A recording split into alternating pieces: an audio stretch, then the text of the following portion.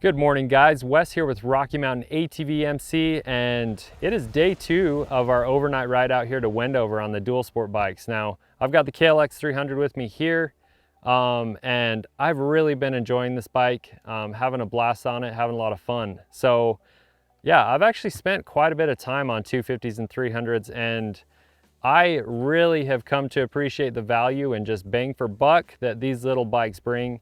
When you're biking on a budget, it's just a lot of fun. But obviously with these little bikes, they do have some shortcomings and some things left desired that can definitely be improved with some aftermarket help and accessories. So yeah, I figured it'd be a good opportunity to show you guys what I've done to this bike to get it ready for our type of riding. So first things first, let's talk about comfort and controls. Probably one of my biggest complaints with this bike in stock form was the foot pegs. It seriously felt like you're standing on a rebar.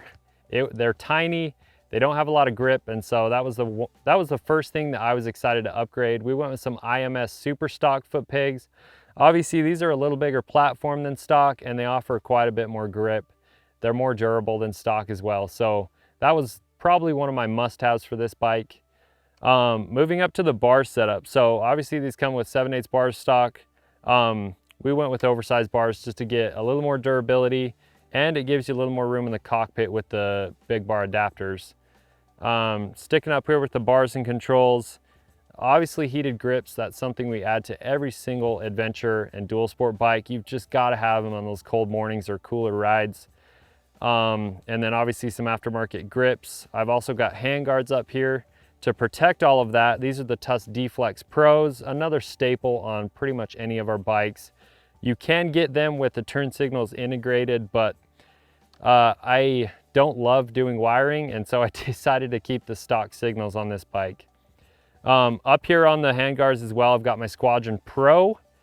This is another staple on pretty much every one of our bikes. It throws so much light, so much more light than the stock headlight does, and when you're riding off-road, it's really just a lot safer in the technical terrain. Another thing up here on the bars are the double take adventure mirrors. This is another one of my favorite things to add to bikes. Again, stock mirrors, it just seems like that is one of the last things the manufacturers are thinking about when they're putting together a bike. But these adventure mirrors are really important for us and our type of riding in that they're super adjustable. They use ram mounts to mount. And on the street, you can quickly flip them out and get them where you need to. And when you're off-road, you flip them in, or when you're riding that, gnarlier terrain, they don't move around like a stock mirror does. So huge value there. I get that the price tag is not an easy pill to swallow, but I think that they're worth it on this bike. Another thing in the middle here is the Tusk accessory dash panel. It's pretty self-explanatory. I needed a spot to mount my Squadron Pro switch, also my grip heater switch, and the 12-volt power socket to charge your phones, your cameras, your Cardo Bluetooth communicator. All right, sticking with comfort and controls, I added a Tusk shift lever. Now this it's not a huge upgrade over the stock one, but it does look blingy. It's black and anodized green, and looks great on the KLX. And then the last thing in this category is the seat. Now this is Seat Concepts. Again, it's just another one of our go-to products for dual sport and adventure bikes. And it's something that's really important and worth its weight, and the price tag. When we're doing long days on these bikes, you just gotta have comfort. It's one of the biggest things. It allows you to go all day like we like to. So this is actually the complete seat. So it's got the seat pan, the foam, and the cover. It just comes assembled, and you can just bolt it right on. The biggest selling point to these seats, the so what, is they're wider in the back.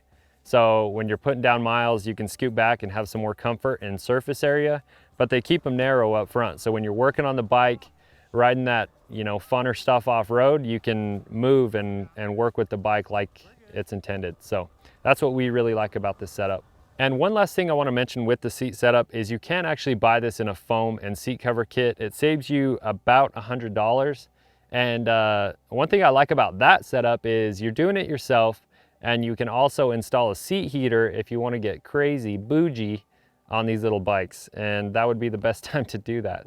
All right, guys, so moving back to luggage. Now, there is a ton of ways to skin this cat. There's so many different options on the market, but let me tell you about mine. I tend to overpack on these adventure dual sport rides. So in true fashion for an overnight ride, I'm way overpacking. But I did go with a pannier rack setup with the top rack, and I've got the pilot pannier bags and the small duffel up here. So let's just run through that. The pilot pannier bags, I really thought were a great addition to this bike because they are our budget option for a pannier rack bag. They're 35 liters per side, just super inexpensive and damn good for what they are. I would recommend them to anyone dual sport or venturing on a budget. I've also got those mounted up to our soft luggage mounts. So with those coupled with the racks, it's just an easy way to get them on and off the racks. If you're staying at a hotel, you can easily unclip and just carry them into your room. So I thought that was a great addition. Moving up top to the small duffel. So this is a roll top bag. Obviously it's waterproof, and this is a little smaller than what I normally run. I'm usually running the medium of this bag, but obviously for the overnighter, I tried to cut down a little bit. But yeah, another great bag. I usually keep my tent and sleeping bag up here, up top, and try and keep that weight a little lower with everything else in my panniers. But like I said, there's so many different ways to tackle this subject. We've also got rackless setups that honestly would be probably ideal for this bike, but just wanted to show you guys the options that we have, and however you want to do it, however, whatever type of riding, we've got an answer for it. All right, and then we'll slide up front on the bike. So talk about my tank bag. This is the small version of the Tusk Olympus tank bag. Man, I've used quite a few different tank bags, and I really think they nailed it on this one. Just super easy to use. It's got all the creature comforts. It's got a lot of organization inside. And obviously this is just for your quick access, quick grab stuff. So chargers, chapstick, your knife, a lighter, headlamp, anything you want to keep up there. This really is my favorite tank bag I've ever used. Now sliding up to the skid plate, the KLX is a little bit unique where it's got the hoops coming off the frame to protect it in stock form. Again, I think it's okay for the budget bike that this is stock, but it definitely wasn't enough protection for us and the gnarlier stuff that we like to ride. So I went with the Ricochet skid plate. The great thing about the Ricochet is they are super, super tough.